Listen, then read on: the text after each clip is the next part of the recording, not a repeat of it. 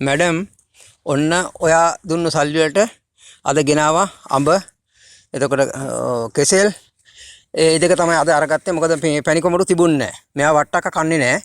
හරිද? වට්ටක්ක කන්නේ නැහැ. ඒ නිසා දැන් ඔන්න දැන් ගෙනල්ලා මේ කට්ටියට මේවා ටික බාර දුන්නා. මේ අද මෙයා පොඩ්ඩක් මේ අවුවෙන් එන්න කැමති නෑ මැඩම්. මෙයා ඊයේ තෙමිලා මෙයාට සීතල තියෙනවා. ඒ නිසා මෙයා අවුවට වෙලා ඔය ඉන්නේ මේ අද කෑම කන්න මෙතෙන්ට එන්නේ නැතුව. අර අවුවේ ඉන්න ඕන කමරේ අර සීතලට. හරිද? එහෙනම් ඔන්න මැඩම්ගේ රුපියල් 5000කට මම බඩු ගත්තා.